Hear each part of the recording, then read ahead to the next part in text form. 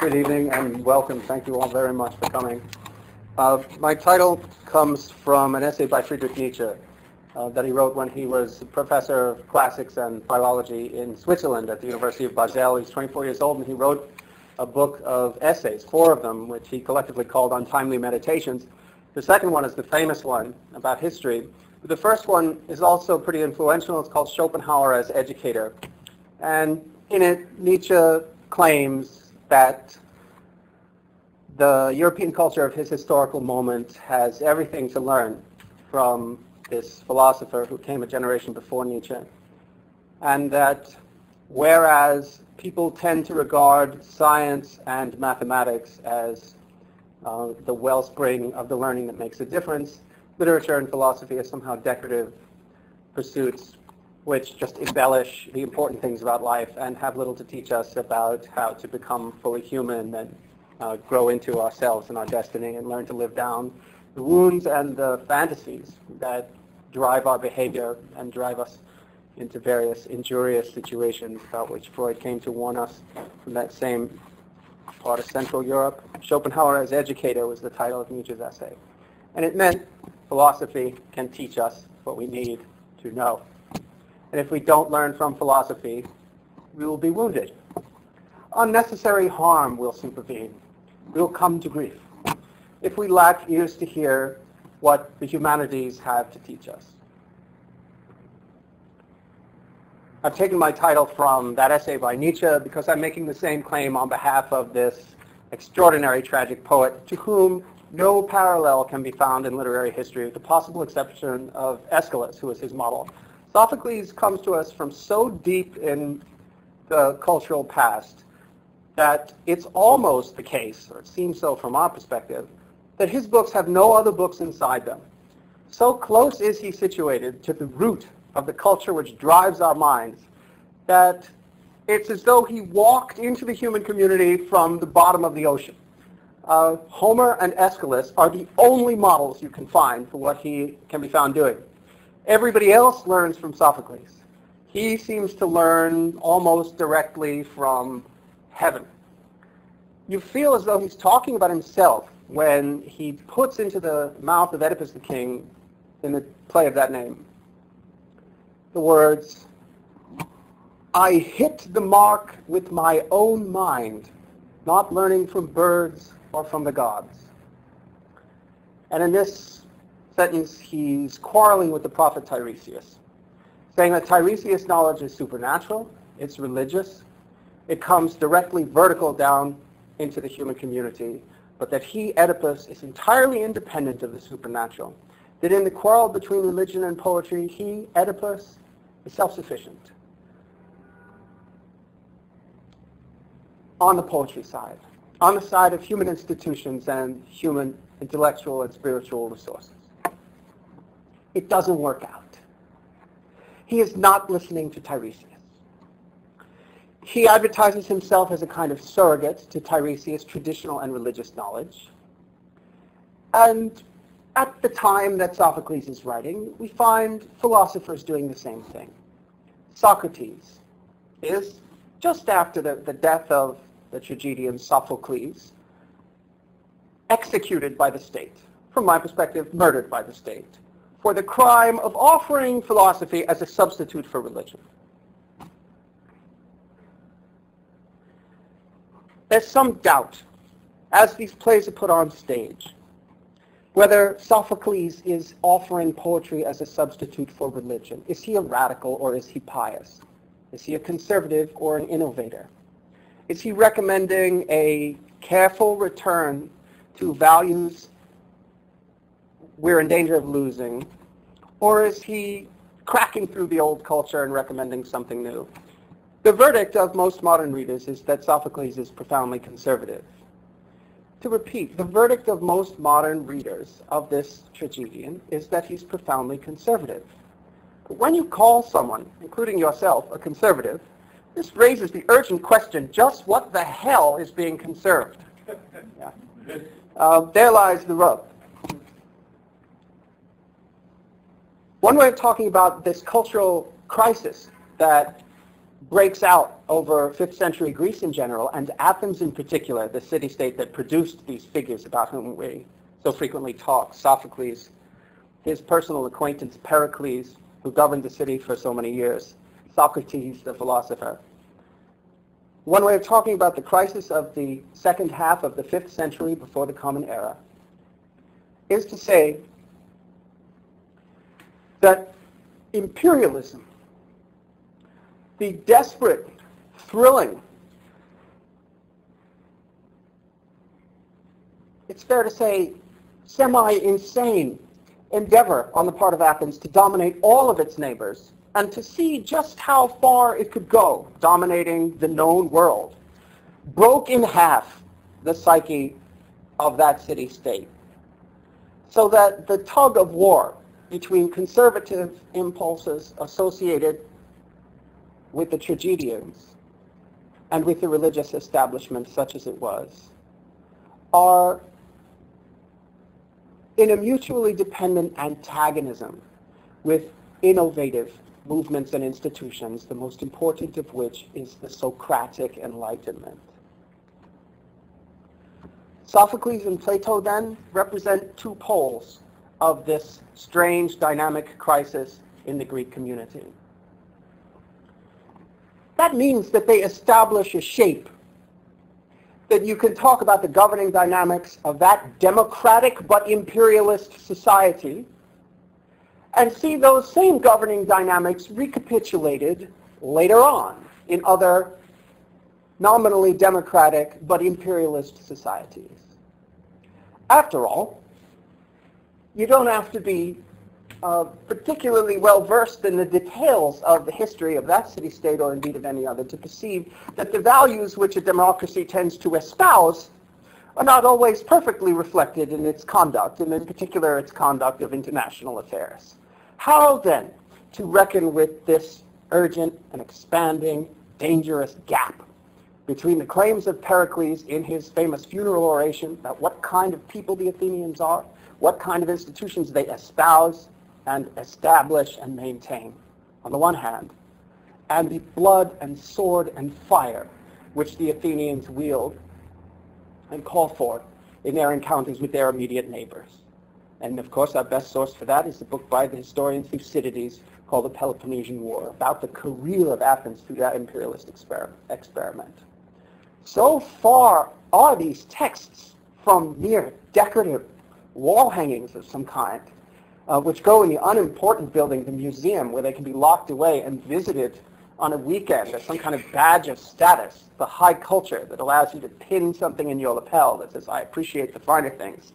On the contrary, Sophocles, I would claim, in my preposterous utopian way, intellectual that I am, is the answer. He's not the dessert. He's the main course. It's to literature and religion. It's to art and the spirit that we must turn if we are to save ourselves from the depredations of our own ambitions and the scientific power we've achieved to go out and realize them without evaluating them. One of the points Nietzsche makes in that same book to which I referred earlier in my presentation, The Untimely Meditations, one of the points Nietzsche makes in The Untimely Meditations is that science can pursue goals, often with extraordinary power, but it cannot find them. Science can't posit goals. It merely conducts us toward them. Where then will these new goals be found?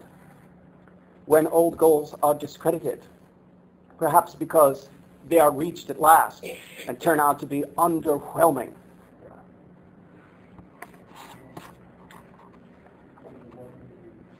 Underwhelming is an opposite for overwhelming. Overwhelming in their disappointment, in the contradiction between the hopes that we had attached to those goals and what we actually get as the return on our investment.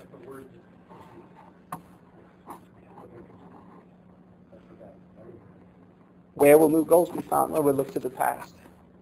Loot the museum, burn the library. The source is gone. The past and the unconscious and the divine are overlapping categories. To repeat, the past and the unconscious and the divine are overlapping categories. They are discontinuous with the present secular world. Discontinuous with the goal-oriented, conscious project of the self in history. The past, the unconscious, the divine constitute, I suggest, and this is hardly original with me, a single domain that can be characterized as the source of insight we don't have. The source of insight we don't have. Literature is important because it is the access. It is the road of access. Freud called dreams the royal road to the unconscious, which is the source of literary insight. William James points out in the Varieties of Religious Experience that the great athlete is the one in whom the game plays itself. No novelist could ever complete her work if she consciously planned what was to happen to the characters. You ask Joyce Carol Oates, where do you get your ideas? How do you provide dialogue for all these characters? She says, just as you know that tomorrow morning at 11:30 a.m. you'll be saying something, and you don't have to plan it in advance, the characters will find words if you can be quiet and get out of the way. In translating these plays, that was my job. My job was to shut up and let the old man talk. And this he did. I'll go on to tell you that, in fact, this was an uncanny experience.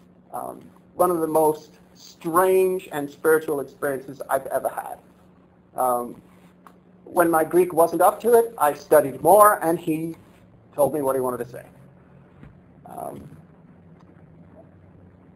It's easy and pleasurable to be vain about the translation because I didn't make it up.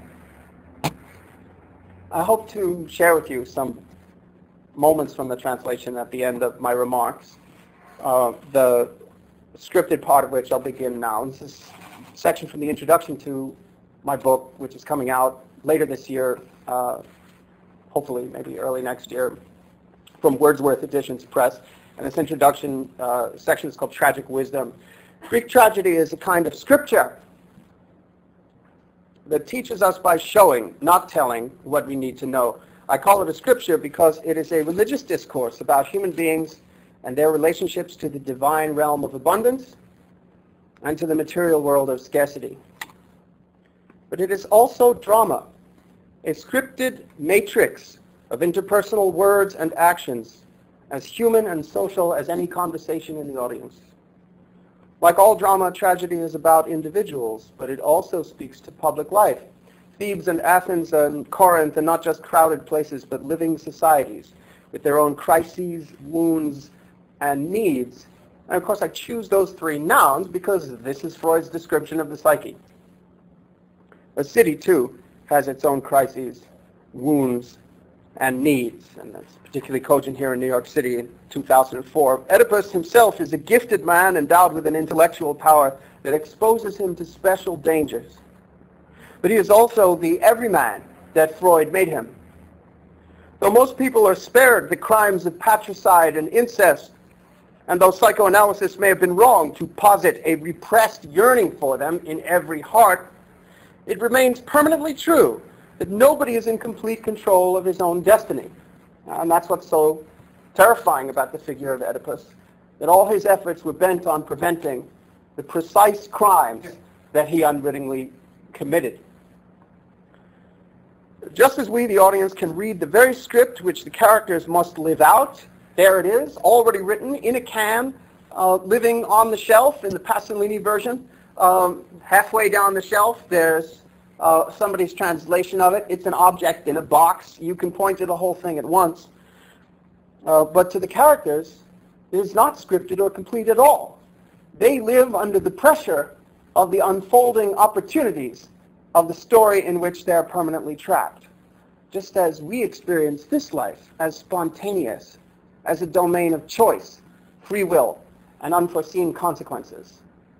Perhaps, as we are to the characters in the drama, the divine is to us, able to perceive our unfolding life story as a single circular shape, which we experience as an unfolding line as we navigate it from our limited perspective. Now, this conception, it seems to me, is equally available to us whether we believe that the universe is haunted or not. The structure is the same. Whether the center at its top has a God in it looking down on us, or the center at its top is empty, we're not in it. Just as we, the audience, can read the very script which the characters must live out, so the gods can read the fates which we must live out. Tragedy puts us, for once, in the divine position of the invulnerable spectator, free to experience a safe terror as we identify with the endangered hero, free to feel a guarded pity for him insofar as we enjoy our blessed distance from his ruin. Austere as it is, the art of Sophocles comes closer to life than any treatise on ethics could. It is free of precepts and instruction. Within it, only experience teaches. Indeed, the work of growing up and old has in common with these tragedies the power to disclose necessary knowledge without the distortions that come with direct expression. The work of growing up and old has in common with these tragedies the power to disclose necessary knowledge without the distortions that come with direct expression. As Oedipus learns, direct expression doesn't work anyway. He and Laius are each given clear oracles which they cannot successfully exploit. Apollo is not silent, but mortal persons lack his divine leverage upon their own affairs. You go to the psychoanalyst tells you the necessary knowledge. You say, I dreamed thus and so. The analyst says, well, from my perspective, I can tell you quite clearly, you're making the following mistake. Do you understand what I've said? Yes, doctor, I understand perfectly well. Then you pay for the session, go out and do it again. Apollo is not silent, but mortal persons lack his divine leverage upon their own affairs. Without it, they can't use what they've been told. Any person, couple, family, or nation that has ever disregarded a prescient warning will recognize the exquisitely human agony of the tragic hero and his people. It was Nietzsche who found life in this world so unjust and horrific that, quote, it could only be justified as an aesthetic phenomenon. Now, this life is ugly if you're in it suffering, but viewed from the audience, that same ugly life on stage has an inspiring beauty. Like the gore of nature read in tooth and claw, viewed from the safety of the living room couch. As on Lion Week, Simba goes after the gazelle, and you root for the lion because it's Lion Week, and the narrator says, if Simba does not catch 3 gazelle, her cubs will starve. Go, Simba! And then on Gazelle Week, go, tick, tick, get away from the evil lion. For Nietzsche, Greek tragedy showed how the most grievous dilemmas and disasters have a wild beauty which only suffering reveals. There is a dangerous truth to this Nietzschean idea, because a misreading of it might allow interested opportunists to claim that all pain can be regarded as tragically beautiful, including whatever they or their leaders may choose to inflict. This is the heart of the matter, it seems to me. When I talk about Sophocles as educator, this is the thing. Our world is on fire at the moment in 1,000 different ways. This drags us toward a position of highly defended denial. And like any defense, denial tends to injure us. It's an armor which, like that worn by the angels in the War in Heaven in Milton's Paradise Lost, breaks in upon those who wear it for defense and wounds them. If our world is on fire, and denial is a costly defense which makes us neurotic, shortening our lives and our tempers, abbreviating our capacities for self-fulfillment, there must be a better way. Well, if you put down the denial and go out to meet the facts of global warming and the war that will not end in our lifetimes and the peak of petroleum production and the fact that all our ability to feed 6 billion people, It's totally dependent on cheap and abundant hydrocarbon energy, which is rapidly vanishing, and the carrying capacity of the planet without it is 2.5 billion. If you confront these facts, and I promise I'm all done doing that, putting away the defense of denial, you need a substitute for denial, which will allow you not to be overwhelmed by these facts. The war is going badly. The Spartans have overwhelmed our navy. Our infantry is getting crushed. Persia is working with the Spartans. Our greatest general, Alcibiades, has changed sides.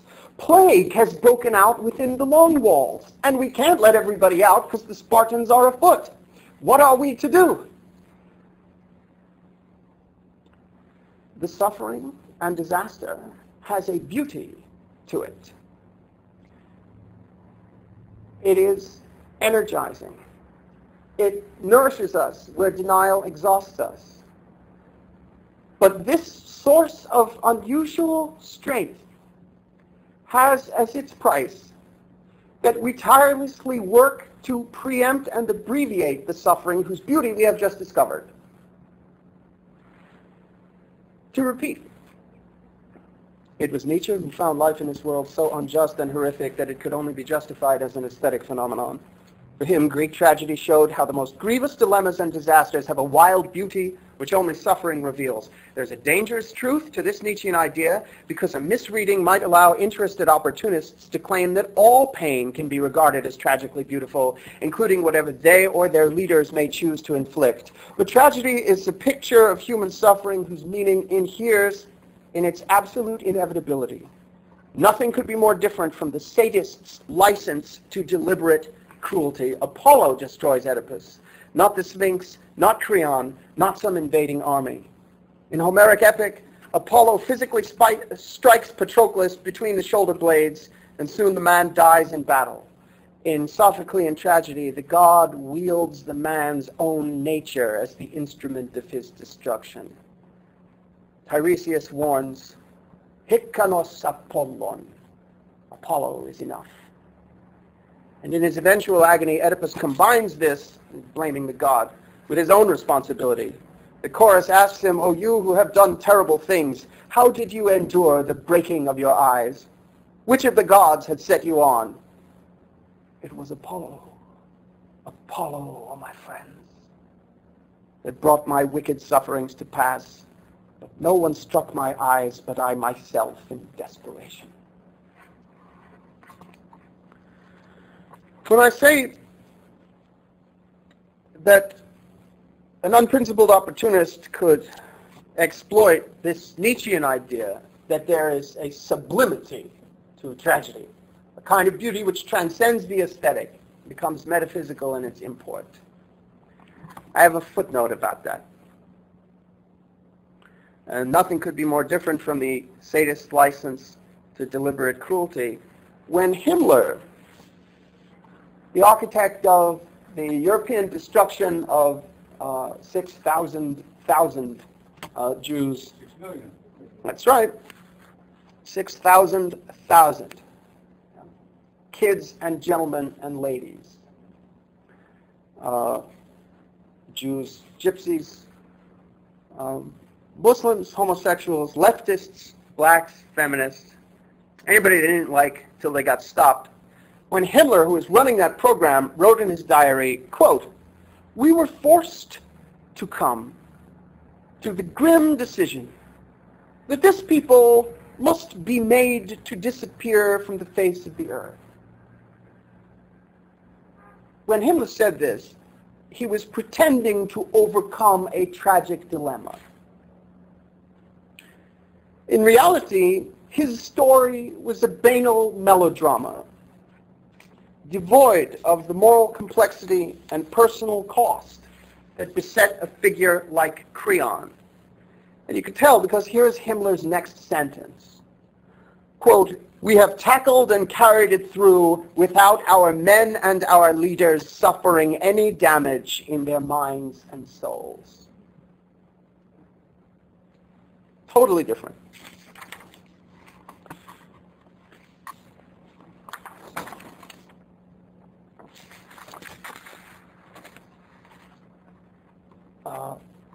God creates the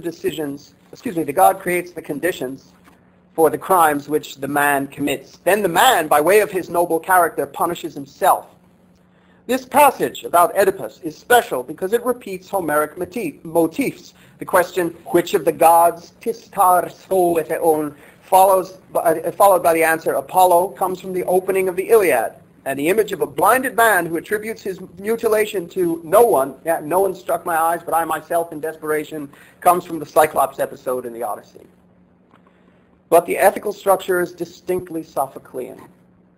I'll show this with another example. In the Antigone, the tyrant Creon issues an edict that criminalizes pious acts which the heroine then performs through her noble character. She opts for the punishment when she commits the crime and makes no effort to avoid capture. Near the end, she tells Ismene, I chose to die.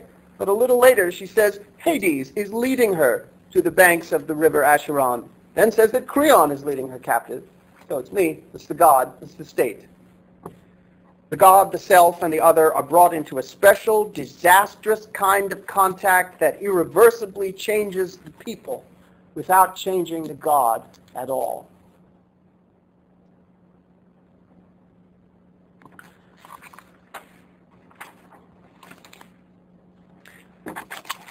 Now I'd like to read very briefly from the portion of the introduction which deals specifically with the play Oedipus the Tyrant, the title of which is traditionally translated Oedipus the King, or in Latin Oedipus Rex. Tragedy is not easy to appreciate. Even if one knows something about the ancient Greeks, has lived long enough to feel mortal, and cares about someone else enough to feel concerned about loss, even if one has achieved a healthy susceptibility to Sophocles' power, it is hard to let go of our more comfortable attitudes. Modern inheritors of Athenian democracy, in the various cultures which claim to espouse it, tend to grow up in an atmosphere of optimistic propaganda. The idea that hard work and education will always conduce toward a happy life is perhaps central to the teaching of humanities and social sciences in schools and universities on both sides of the Atlantic. Yet in these same classrooms, people are encouraged to read Athenian tragedies in which the most zealous, gifted, public-minded persons are brought to grief and horror through the unwanted consequences of their own efforts. Modern society is stuck with the tragic drama, as the church and its fellow monotheist institutions are stuck with the Book of Job and Ecclesiastes. The plot of Oedipus the Tyrant is like a closed sculpture in logical space, a spellbinding Mobius strip of fate and decision that can't be resolved by human insight. Sophocles is always ahead of us. I had a professor once who said that with Jesus of Nazareth, there is no insider position. The disciples understand what's going on no more than the crowd. Plato says about Socrates, you could look and find no one even near him. The plot of Oedipus the Tyrant is like a closed sculpture in logical space, a spellbinding Mobius strip of fate and decision that can't be resolved by human insight. Causality seems to flow in both directions, backward from a predicted future and forward from an irrevocable past. Because the action of the drama takes place on a single day near the middle of Oedipus' life, the present is a turning pivot or hinge, right, one day before election day, that can neither be stopped nor controlled.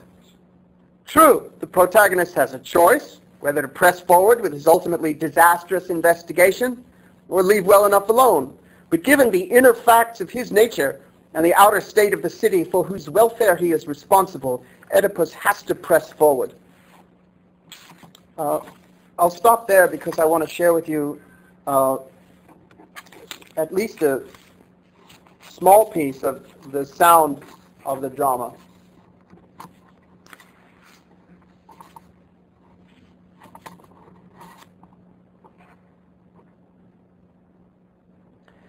This is from the king's speech after he's destroyed his eyes at the end of Oedipus the King. Aye. And now I lay this charge before you, and I urge you on. Raise up whatever burial mound you wish for her who is inside.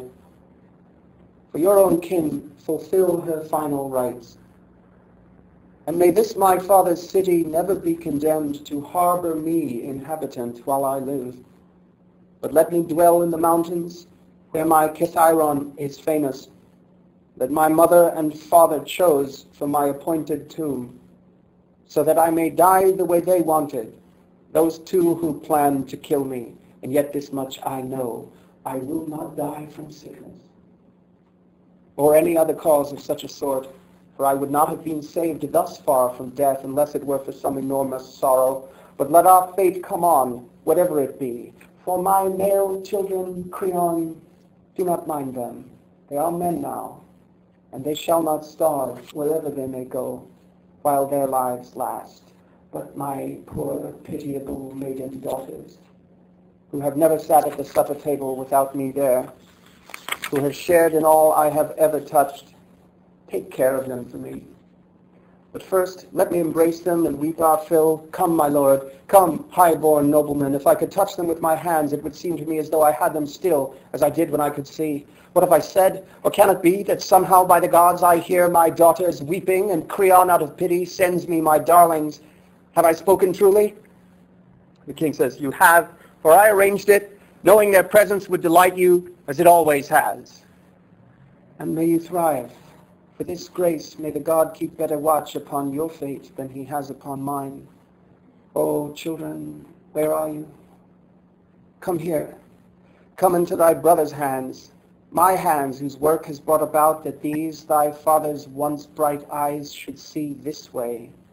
Oh, my children, I became your father all unseeing and unquestioning, where I myself was fathered, and I weep for you. But I have not the power to see you. I weep when I think upon your bitter futures, what life you both must live out at men's hands. For to what public gatherings, what festivals shall ye go, from which you will not homeward turn in tears and miss the holiday? And when the time has come when you are ripe for marriage, who will be the man? Who will run the risk, my children, of taking on this kind of stigma that shall be the burden of my children and of yours? What evil is lacking? Your father slaughtered his own father. He made love to her who bore him, even her out of whose body he was born. And you were born from the same place, the same from which he had come. Thus shall you be mocked. And then, who will marry you? There is no one, O my children. And it is certain, barren and unmarried shall you pine away to nothing. Child of Menoicus, you are the only father they have left to them. For we who made them, we are dead, the both of us. Therefore do not look on while these your kinswomen drift about as beggars without husbands, nor reduce them to the level of my crimes, but have pity on them, seeing how young they are, and withal how destitute, except for what your care may tender. Noblemen, with your hands touched, give me your consent. And to you, my children, I would have given much advice if your spirits were grown up enough. But now pray for me this prayer, that the right moment may grant you a life to live, and you may come into a better life than your fathers.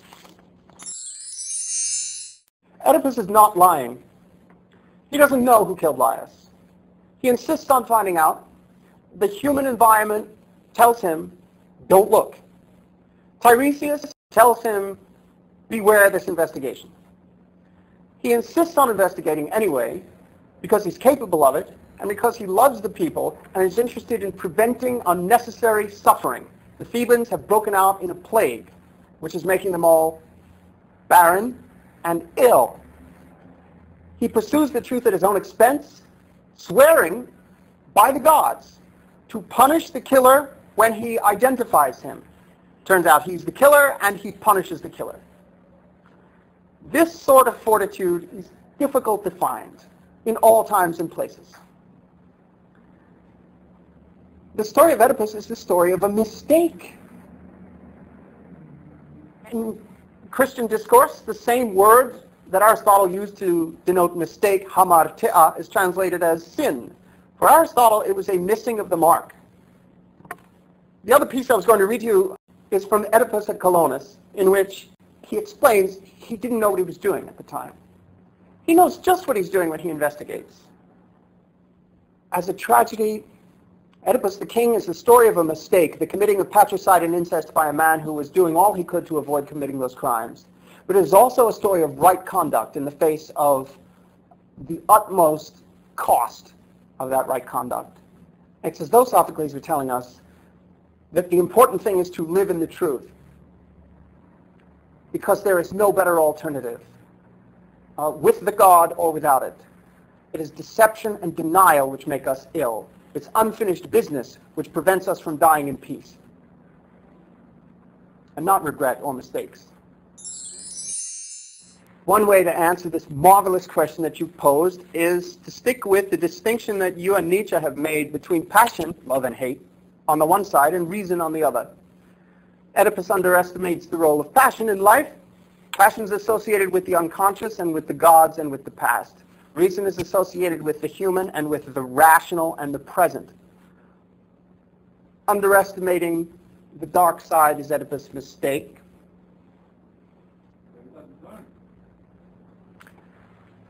You can't. President Kennedy said, we all want a better future for our children. We all breathe the same air, and we are all mortal. Was it a mistake for him to attempt to stop the war in Vietnam and then get murdered for it? It wasn't a mistake. Yeah, but look, it ended his story. It's the way he was destroyed. It was still the right thing to do.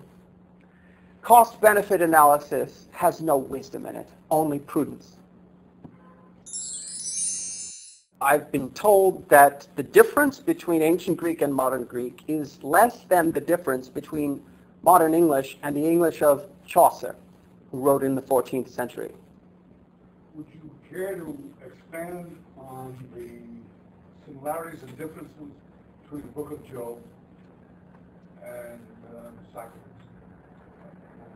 Yeah, I would love to. Would you like to say anything about that first? Okay. I said in the course of my remarks that the church and I think all monotheistic institutions are stuck with the Book of Job. You know, it's like a fishbone in the throat, because the way that you organize, not the charismatic part of religion that Max Weber talked about, but the institutional part of religion that Max Weber talked about, the way you organize religion as the armature, the skeleton of a community upon which its cultural flesh and the working out of its business hangs. The way you run a society through religious institutions is through morality, through telling people that good behavior is rewarded and bad behavior punished in this cosmos ruled by a God who is essentially a parent.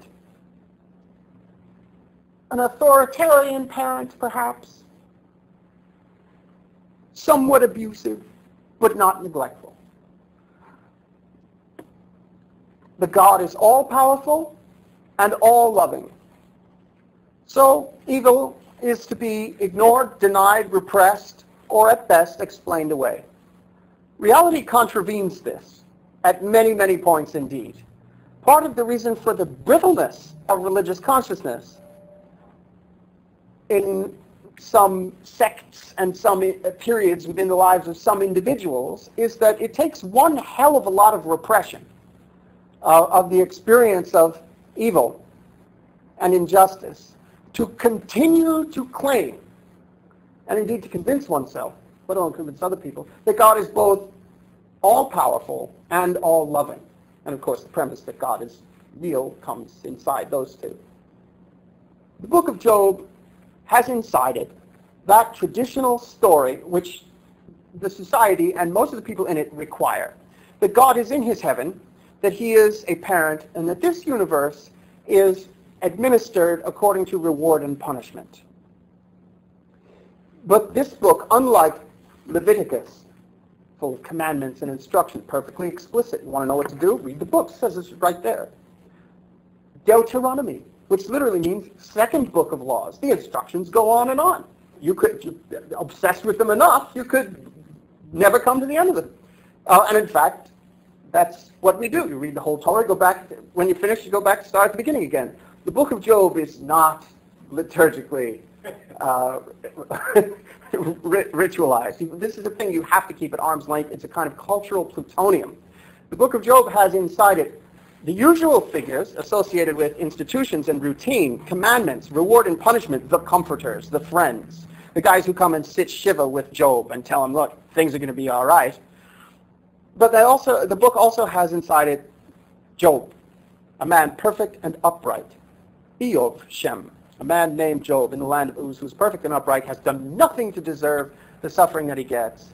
And his entire world caves in on him in these successive waves of disaster that afflict his reputation, and then his possessions, and then his children, and then his health.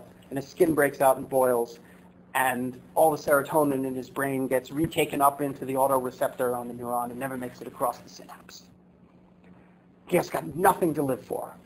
And the friends do what friends do. They come over and say, look, this is all right. You can't see how this makes sense from where you are, but it makes sense. And Job quotes Ralph Waldo Emerson and says, outside, grief looks hot and red. Inside, it is cold and gray. They tell him, you must have sinned. Otherwise, a loving God could not punish you so. And Job says, I know what I did. I didn't do anything to deserve this. And after a debate back and forth in these terms, very repetitive and spellbindingly beautiful debate, God himself speaks out from a storm and says, Job is right. What are you going to do with that text as you try to convince people to obey the law and the commandments of which you, the clergy, are the custodians? The book says you can have perfect good behavior and yet suffer terribly anyway. And God is not punishing Job. Punishment is the retaliation for transgressive behavior, and Job has not sinned. Sophocles, too, shows us an Oedipus who winds up blind, humiliated, the sufferer of social death, a person who has no stake in the human community. The sins that he committed are the worst his culture can imagine: father killing and mother marrying. But he didn't know that he was doing them. And it's he who has the courage to punish himself. And every action that he takes in the entire story is driven by his greatness, which, unlike the greatness of Alcibiades, is profoundly communitarian, wants to heal the kingdom, is trying to fix things. Both stories, the book of Job and the Oedipus stories, are saying that reward and punishment is not the way the cosmos really works. We have to do the best we can anyway. And we have to find a way to appreciate the bitterness of undeserved suffering as part of the beauty inherent in the fact that there is a world at all rather than nothingness. It maxes out the intellect, I'm afraid. It just won't fit in your pocket. This is what I mean when I say Sophocles is always ahead of you. The good side of that is that he never becomes useless the way that the comforters of Job do. This is why we have so much more to learn from Shakespeare's tragedies than we do from the romances, where everything's zipped up just fine.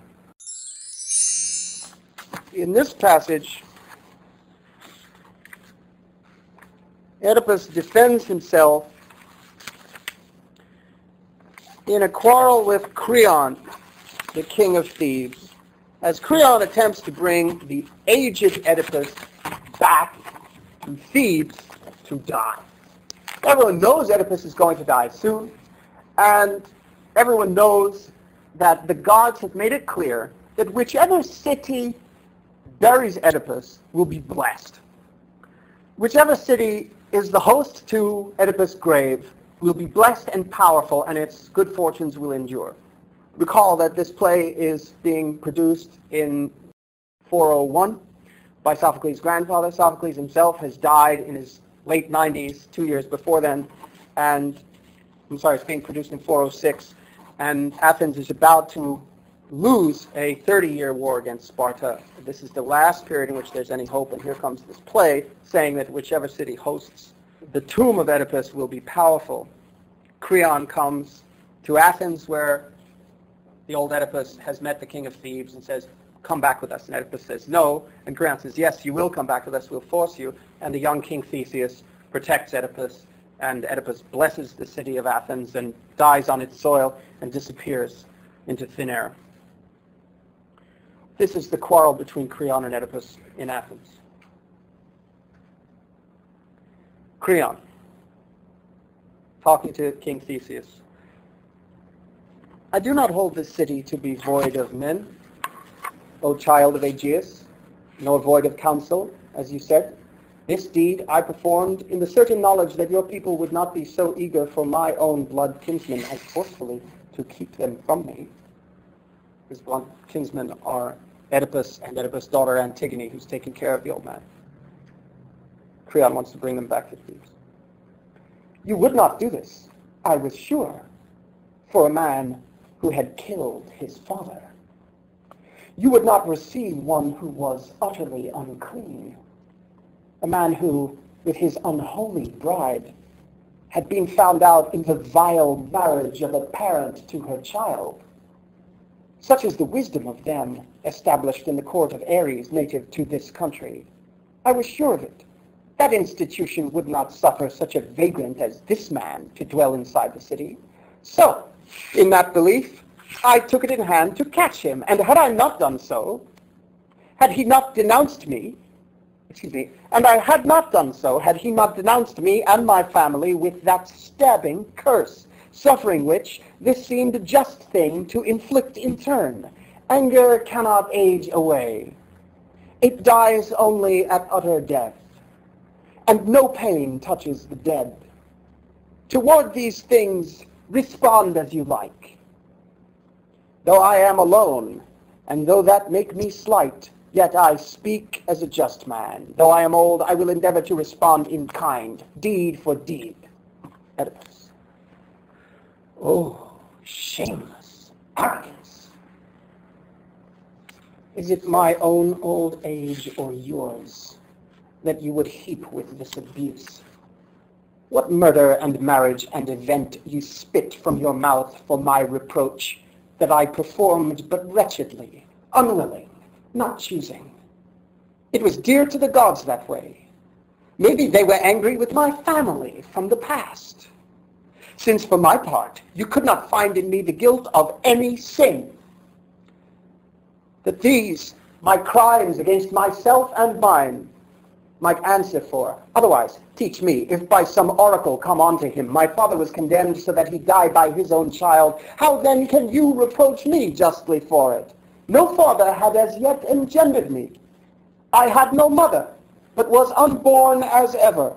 And if, appearing on the scene, I was a wretch, as I was shown to be, and came to blows with my father and killed him, not understanding what I was doing, nor to whom I was doing it, how can you blame an unwilled deed and be just? And my mother, thou sorry knave, that feel no shame at forcing me to speak of her marriage of incest when she was thy sister. Such things as I speak now, I will not be silent then, since in your mouth's impiety you do exceed. For she gave birth to me. Oh, misery. She was my mother. No, I knew it not, and she knew it neither. She brought me into the world, and to her infamy she bore me children. But one thing I know full well, me and her, you willingly denounce with these affairs. So I married unknowingly, and now unwilling I declare these things. But I will not hear myself denounced as evil for this marriage, nor for that murder of my father which you goad me with forever. Now answer me one question I will ask you. If someone making you stand aside, here and now, should try to kill you, would you learn by asking him if the killer were your father? Or would you deal with him straight away? It seems to me, if you like to live, you would not You would repay the man responsible and not go searching for the right. Into such a sort of evils I myself stepped, led on by the gods. In this I do not think my father's soul, if he lived, would contradict me. But you, since you are not a just man, but consider everything appropriate to say. With such words, both spoken and implied, before these men you have denounced me. It seems expedient to you to flatter Theseus' noble name and Athens' fine administration, and yet, as you say so much, something escapes you.